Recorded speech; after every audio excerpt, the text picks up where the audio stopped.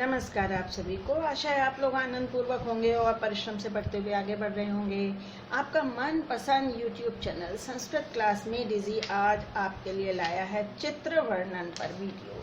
चित्र वर्णन class 9th और 10th के लिए तो आता ही है परीक्षा में। आजकल ये 6ठी 7वीं और 8वीं की परीक्षा में भी पूछा जाने लगा है और 5 मार्क्स का ये क्वेश्चन आता है। 5 वाक्य आपको बनाने होते हैं संस्कृत में। चित्र दिया हुआ होता है, उसके नीचे कुछ क्लू वर्ड्स दिए होते हैं। ये क्लू वर्ड्स होते हैं नीचे जिनका प्रयोग करते हुए आपको वाक्य बनाने होते हैं। हम आगे बढ़ते हैं, लेकिन उसके पहले फिर वही रिक्वेस्ट कि अगर आपने अभी तक सब्सक्राइब नहीं किया है संस्कृत क्लास में डीजी यूट्यूब चैनल पे, से अवश्य सब्सक्राइब कर लीजिए और अपने साथियों के साथ इसको शेयर भी कीजिए, उनको भी इसका लाभ मिलने दीजिए। तो हम आगे बढ़ते हैं। देखिए भाई, मैंने आपको बताया कि चित्र वर्णन में आपको एक चित्र दिया जाता है और नीचे होते हैं क्लू वर्ड्स।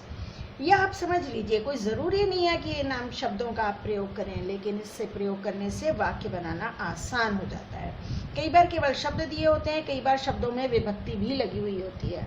आपको वाक्य हिंदी में बनाकर उसका संस्कृत अनुवाद करना चाहिए। और क्या बातें ध्यान में रखनी चाहिए, क्या ट्रिक्स काम में लेनी चाहिए जिनसे अच्छे वाक्य बनेंगे, ये आज हम लोग सीख रहे हैं।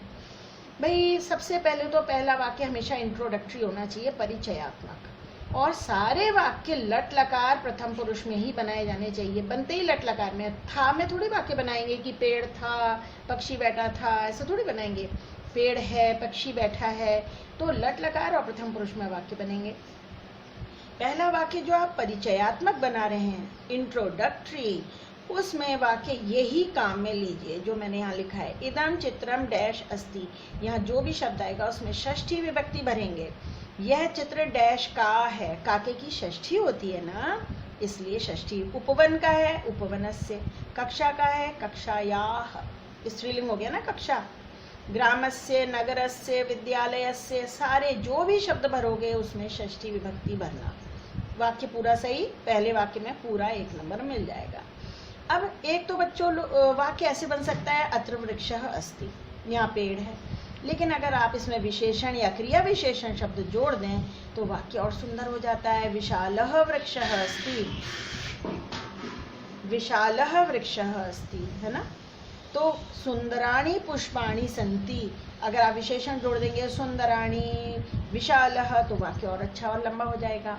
तो विशेषण और क्रिया विशेषण शब्दों का प्रयोग करें। विशेषण क्या, जो काम में आएंगे आपके, शांतः, वातावरणम शांतम अस्ति, शांतः का शांतम, क्योंकि विशेषण और विशेष में एक जैसी विभक्ति होती है। तीव्रम तेज, शनै शनै धीरे, उच्चै जोर से, प्रसन्ना खुश, इतस्ततः इधर उधर, ये क्रिया विशेषण है। फिर अव्यय शब्दों का भी प्रयोग करें, और जब अव्यय शब्द प्रयोग करें तो उपपद विभक्ति का ध्यान रखें। अव्यय शब्द क्या होते हैं, जिनके रूप नहीं चलते।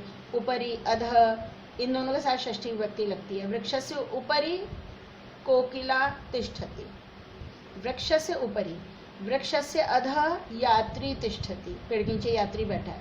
इन दोनों के साथ षष्ठी लगती है वृक्षस्य। सह, सह के साथ तृतीया होती है भाई, माँ के साथ जा रहा है बच्चा, मात्रा सह। बही में पंचमी होती है, ये देखो। पितामह गृहात बहि गच्छति, पिता दादाजी घर से बाहर जा रहे हैं, गृहात बहि, बही के साथ पंचमी लगती है। उभयतः के साथ दोनों तरफ, उभयतः माने दोनों तरफ, परितः माने चारों तरफ, इन दोनों के साथ द्वितीय विभक्ति लगती है, उभयतः में भी और परितः में भी। अपि, अत्र, एव, इन सब का प्रयोग कर सकते हैं। अत्र वृक्षः अपि अस्ति, है ना, तो अत्र भी आ गया, अपि भी आ गया, और वृक्षः अस्ति, छोटा सा वाक्य आपका और बिल्कुल सही वाक्य बन गया भाई। तो इन शब्दों का प्रयोग करके आप वाक्य को लंबा कर सकते हैं, अधिक प्रभावशाली बना सकते हैं। पर जब आप विशेषण शब्दों का प्रयोग करें तो ध्यान रखिए कि विशेष्य के लिंग वचन के अनुसार ही विशेषण का प्रयोग होता है। हिंदी में भी तो ऐसे ही होता है, काला कौआ, काली कौआ थोड़ी बोलते हैं, और काले कौए बहुवचन हो गया। वैसे ही संस्कृत में भी होता है। तो हरितः वृक्षः अस्ति, हरा पेड़ है। दो हैं तो हरितौ वृक्षौ स्तः, स्तः हो गया यहाँ पर। वृक्षौ द्विवचन है तो हरितौ, और बहुत सारे हैं, बहुत हैं, तो हरिताः वृक्षाः सन्ति। हरिताः भी बहुवचन हुआ क्योंकि वृक्षाः बहुवचन है और क्रिया भी बहुवचन में आई। समझ गए अंतर। हरितः वृक्षः अस्ति, एक हरा पेड़ है। हरितौ वृक्षौ स्तः, 2 हरे पेड़ हैं। और हरिताः वृक्षाः सन्ति, अनेक हरे पेड़ हैं। ऐसी अनेके जना, अनेक शब्द पुल्लिंग में होता है अनेके, स्त्रीलिंग में होता है अनेका और नपुंसकलिंग में होता है अनेकानी। ये बच्चे बहुत गलत लिख देते हैं भाई, हर एक में अनेके अनेके जोड़ते चले जाते हैं। अरे भाई पुल्लिंग है अगर तो अनेके, अगर स्त्रीलिंग है बालिका तो अनेका, और नपुंसकलिंग है वाहनानी तो अनेकानी। अब ध्यान रखो, अनेकानी पुष्पाणी, ठीक है, अनेकानी पत्राणी, लेकिन अगर वृक्ष अनेक हैं तो हम कहेंगे अनेके वृक्षाः, क्योंकि वृक्ष शब्द पुल्लिंग होता है भाई, इस नपुंसकलिंग नहीं होता है। फिर जब आप वाक्य शुरू करते हैं ना, तो आपने एक बार तो लिखा इदम चित्रम, दोबारा आप लिख दीजिए प्रदत्ते चित्रे, इससे शुरू करिए। प्रदत्ते चित्रे, दिए गए चित्र में, ध्यान से सुनिएगा क्या बता रही हूँ, दिए गए चित्र में। और अगर अस्मिन् चित्रे, इस चित्र में, तो एक वाक्य इदम से शुरू करो, एक प्रदत्ते से शुरू करो, एक अस्मिन् से शुरू करो, एक अत्र से शुरू कर लो, एक कहीं रिपीट कर लो, हो गया भाई 5 वाक्य। दिए गए चित्र में, प्रदत्ते चित्रे एकः विशालः वृक्षः अस्ति, अस्मिन् चित्रे अनेकानि पुष्पाणि सन्ति, देखो ऐसे बन जाएगा ना। प्रदत्ते चित्रे जनकः समाचार पत्रं पठति, अस्मिन् चित्रे माता भोजनं पचति, ये देखो, तो आप अस्मिन् चित्रे 2 शब्द हो गया और माता भोजनम पचती 3 हो गए शब्द, तो 5 शब्दों का सुंदर वाक्य बन गया। तो भाई नंबर पाने की ट्रिक्स हैं ये सब, कैसे वाक्य सुंदर बने, प्रभावशाली बने और सही बने। अब आप जरूरत पड़ने पर संख्या शब्दों का भी प्रयोग कर सकते हैं, संख्या प्रयोग करने से भी वाक्य अच्छे बनते हैं। लेकिन संख्या याद रखिए, 1 से लेके 4 तक की संख्या ही काम में आने वाली है, और उसका पुल्लिंग, स्त्रीलिंग और नपुंसकलिंग में प्रयोग ऐसा होता है। पुल्लिंग में होता है एकः, एकः जनः, एका स्त्री, एका कन्या, एकम फलम, द्वौ जनौ, द्वे कन्ये, द्वे फले, नपुंसकलिंग। त्रयः जनाः, तिस्रः कन्याः, त्रीणि फलानि, तिस्रः ऐसे लिखते हैं स में र लगा के, बहुत से बच्चे ऐसे लिखते हैं, आधा सा लगा के फिर त्र लगा देते हैं, वो गलत है। पूरा सा बनाइए, पूरा सा बनाओ, उसमें र लगाओ और फिर विसर्ग लगाओ, तिस्रः। ऐसी चतस्रः में भी होगा, चत्वारः जनाः, चतस्रः कन्याः और चत्वारि फलानि, चत्वारि शब्द नपुंसकलिंग है, चत्वारि फलानि, और चतस्रः स्त्रीलिंग है। तो भाई ये हो गया आपके काम के पॉइंट्स। इनका आप चाहे तो एक स्क्रीनशॉट ले लीजिए, ये लीजिए, एक स्क्रीनशॉट लीजिए, इसे बार बार पढ़िए ही नहीं, याद कीजिए। 5 नंबर का क्वेश्चन, पूरे 5 नंबर आने चाहिए मेरे चैनल देखने वालों के। अब हम आगे शुरू करते हैं। देखिए भाई कैसे वाक्य बनाए, इसको जरा छुपा लेना चाहिए पहले। हाँ, मैंने आपको बताया इदम चित्रम से शुरू करेंगे, तो पहला वाक्य बनाएंगे इदम चित्रम, इदम एकम उपवनम अस्ति, यहाँ यह एक उपवन है, सही है वाक्य। और ये ऐसे भी हो सकता था, इदम चित्रम उपवनस्य अस्ति, हम ऐसे भी बना सकते थे, इदम चित्रम उपवनस्य अस्ति, आपके पास ऑप्शन है। अब यहाँ अनेक पेड़ है, हिंदी में हमने वाक्य बनाया, यहाँ अनेक पेड़ है, यहाँ को कहते हैं अत्र, अत्र अनेके वृक्षाः सन्ति, वृक्ष शब्द पुल्लिंग होता है इसलिए अनेके, और चूंकि बहुत सारे पेड़ हैं इसलिए सन्ति, वरना बच्चे सब जगह अस्ति लिखते चले जाते हैं, अस्ति तो आ ही नहीं सकता यहाँ पे।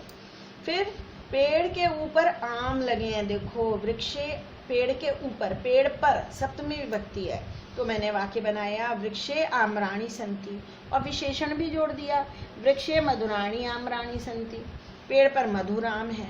फिर सन्ति आएगा क्योंकि आम बहुत सारे हैं। यहाँ सूरज उग रहा है, सूर्य उदयति, सूर्य उदयति, लेकिन कहाँ उग रहा है भाई, आकाश लिख दो साथ में तो 3 शब्द हो जाएंगे, 2 शब्द का वाक्य तो 9th-10th में परमिसिबल नहीं होता है। आकाशे सूर्य उदयति, आप लिख सकते थे प्रदत्ते चित्रे आकाशे सूर्य उदयति, लो 5 शब्द हो जाते हैं, यहाँ जोड़ देते प्रदत्ते चित्रे, प्रदत्ते चित्रे। अब आकाश में पक्षी भी उड़ रहे हैं यहाँ पर, तो एक वाक्य इस पे बना दिया, आकाशे खगाः उत्पतन्ति। इसे और लंबा करना है तो यहाँ जोड़ देते आकाशे खगाः अपि उत्पतन्ति, आकाश में पक्षी भी उड़ रहे हैं, अपि अव्यय का प्रयोग कर सकते हैं। देखो कैसे वाक्य इंप्रेसिव हो गया। अब बगीचे में फूल खिल रहे हैं, उपवने पुष्पाणि विकसन्ति, अब पुष्पाणि का विशेषण भी आप लिख सकते थे, यहाँ लिख देते नाना वर्णानि, नाना वर्णानि अनेक रंगों के, यहाँ लिखा हुआ ना पुष्पाणि सन्ति, वृक्षाः पुष्पाणि सन्ति, तितलिकाः आम्राणि मधुराणि, सूर्य आकाशे उदयति, हरितिमा, हरितिमा माने हरियाली, ग्रीनरी, सर्वत्र खगाः। तो हमने अब यहाँ से तितलिका पे वाक्य बना लिया। फूलों पर तितली उड़ रही है, क्योंकि एक ही तितली है तो उत्पतति, अगर कई होती तो उत्पतंती आता। पुष्पेषु तितलिका उत्पतंती, अगर बहुवचन होता तो उत्पतंती। फिर सर्वत्र हरितिमा शोभते, सब तरफ हरियाली शोभा दे रही है। तो भाई ये इस तरह से चित्र वर्णन आप करेंगे और परीक्षा में पूर्णांक लाएंगे। जो पॉइंट्स आपको बताएं उनका अच्छी तरह ध्यान रखिएगा, इनको बार बार प्रैक्टिस करिए। अगले वीडियो में आप इस चित्र पर वाक्य कैसे बनाया जाएगा वह देखेंगे। अभी तक के लिए इतना काफ़ी है भाई। अब इतना समझ में आया हो तो ये तो बनता है ना कि मेरा यूट्यूब चैनल संस्कृत क्लास में डीजी सब्सक्राइब किया जाए और अपने साथियों के साथ शेयर किया जाए। अगर ये काम करेंगे तो अच्छा रहेगा। और बस आप पढ़ते रहिए, आगे बढ़ते रहिए। आपके लिए अनंत शुभकामनाएं।